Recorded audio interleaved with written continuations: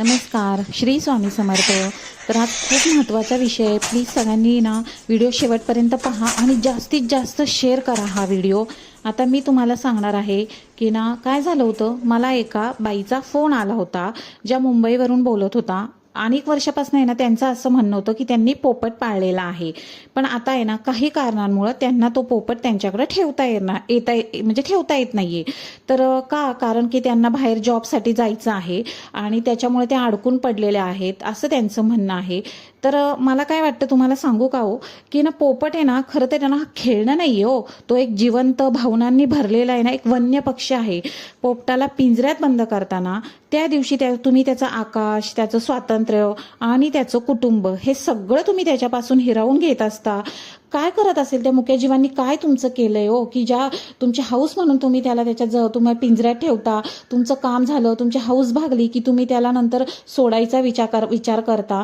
विचार करा, मला फक्त सांगा की तुमची मुलं आहेत, पोटची मुलं आहेत, त्यांना तुम्ही लहानपणापासून सांभाळले आणि 7-8 वर्षाचं झाल्यानंतर तुम्ही त्यांना सोडून द्याल का हो? अरे काय वागता तुम्ही, का त्या म्हणजे मुक्या जीवांसोबत असं वागता?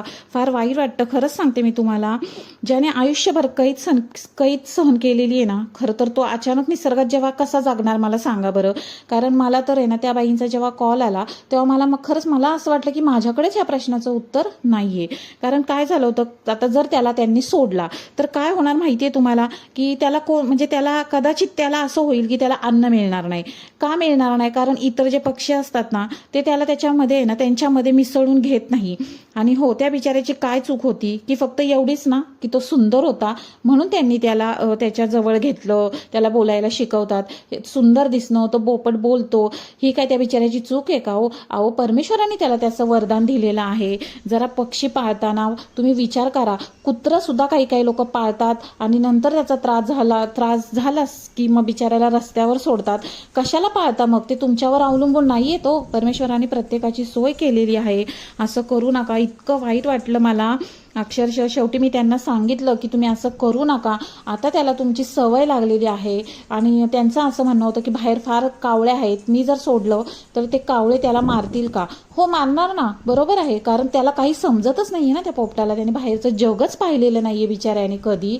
त्यांचं असं म्हणणं होतं की मी कुठेही गेले तरी मी त्याला बरोबर घेऊन जाते. मग आता एवढ्या दिवस जर तुम्ही त्याला सांभाळलंय तर सांभाळाच ना. का सोडता त्या बिचाऱ्याला? असं नका सोडू आता तुम्ही. आता तुम्हाला जर तुम्ही दुसरं कुठं त्याला सोडलं, कोणाकडे जरी दिलं ना, तरी तो पोपट आजारी सुद्धा पडू शकतो, कारण त्याला तुमची सवय लागलेली असते. तर खरंच मला इतकं वाईट वाटतं. असं कोणी करू नका. कारण पोपट जे आहेत ते पाळण्यासाठी नाही येतो. त्यांना बिचाऱ्यांना निसर्गातच राहून द्या. खरं प्रेम म्हणजे काय असतं माहिती का हो? एखाद्याला कैद करणं नाही हो. खरं प्रेम म्हणजे त्यांना त्यांच्या नैसर्गिक आयुष्यात मुक्तपणे जगून देणं. तुम्हाला पण जर पोपट आवडत असतील ना तर प्लीज मी तुम्हाला विनंती करते, विकत घेऊ नका. अगदी हात जोडून विनंती करते मी तुमच्या. म्हणजे असं इतकं वाईट वाटतंय मला आज असे कॉल ऐकले की डोळ्यात पाणी येतं. तुमच्या बाल्कनीमध्ये ना तुम्ही थोडंसं दाना पाणी ठेवा. आणि पोपटच काय हो, अहो इतर पक्ष्यांवर सुद्धा तुम्ही प्रेम करा ना. आता त्यांना कदाचित आपले व्हिडिओ पाहूनही वाटत असतं की नाही ह्याला आता सोडून द्यावं, पण आता तुम्ही जर तुमच्या बाळासारखं त्याला सांभाळलं असेल आणि आता तुम्ही जर त्याला सोडणार असेल तर विचार करा की फक्त बाकीचे पक्षी त्याला त्याच्यामध्ये सामावून घेतील का? हा पण विचार करा. त्याला अन्न मिळेल का? त्याला तो कुठे जाईल, कसा राहील? त्याला जंगल माहीत नाहीये आणि तुम्ही त्याचं जगणं हिरावून घेतल्यानंतर तुम्ही त्याला सोडण्याचा विचार करताय.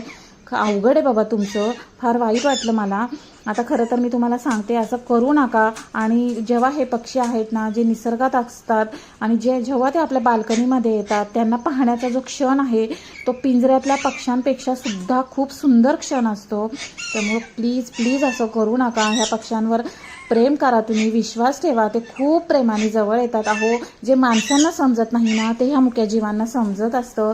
त्यांचा तळतळाट घेऊ नका, तर त्यांचे आशीर्वाद घ्या. तर चला, पुन्हा भेटूया आपण. तोपर्यंत राधे राधे. आता माझ्याकडे तर आहे ना खूप सारे पक्षी येत असतात हो. आज 5-6 वर्ष एवढी सेवेत मी त्यांच्या, पण कधीही असं मनात आलं नाही की एखादा पोपट आपल्याकडे ठेवावा.